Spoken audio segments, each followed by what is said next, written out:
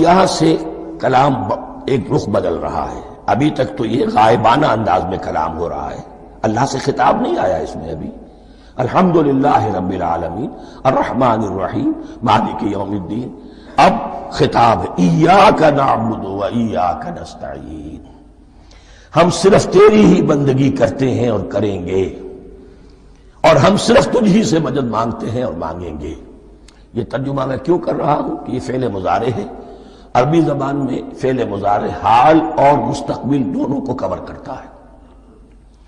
ایاک کا جو ہے مفعول فاعلی جو ہے، مفعول جو ہے اس میں ضمیر مفعولی اسے پہلے لا کر حشر کا مضمون پیدا ہو گیا.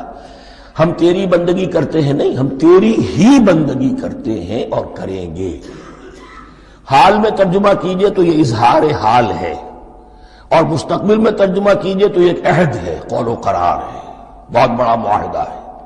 وَإِيَّاكَ نَسْتَعِينُ، اور صرف تجھ ہی سے مدد مانگتے ہیں اور مانگیں گے. اس میں بھی حال کا ترجمہ اظہار حال.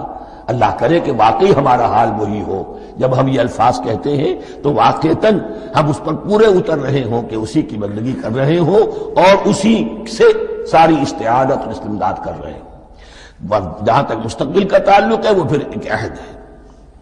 اہدنا الصراط المستقیم، یہ مقام وہ آ گیا کہ یہاں تک تو اے پروردگار ہم پہنچ گئے تیرے فضل سے، تیرے کرم سے. فطرت سلیمہ بھی تیری عطا کردہ تھی، عقل سلیم بھی تیری ودیعت کردہ تھی. ان دونوں کی روشنی سے ہم یہاں تک تو پہنچ گئے. اب ہماری جو ضرورت ہے، احتیاج ہے، وہ کیا ہے؟ اہدنا الصراط المستقیم، ہدایت بخش ہمیں سیدھے راستے کی. یہاں دو باتیں سمجھ لیجئے. انفرادی سطح پر انسان کے لیے نہ معلوم کتنے مرحلے آتے ہیں ہر روز کہ جس میں وہ ایک ٹھٹک کر کھڑا ہو جاتا ہے، یہ کروں یا یہ کروں. دو آلٹرنیٹو سامنے آ رہے ہیں، فیصلہ کرنا مشکل ہو رہا ہے. قدم قدم پر ہدایت کی ضرورت ہے.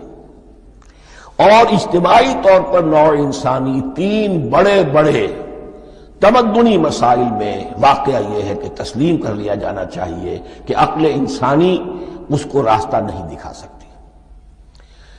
عام معاشرتی سطح پر مرد اور عورت کے درمیان حقوق اور اختیارات کا کیا توازن ہو، ناممکن ہے. انسان طے نہیں کر سکتا. انسان یا مرد ہے یا عورت ہے. عورت سوچے گی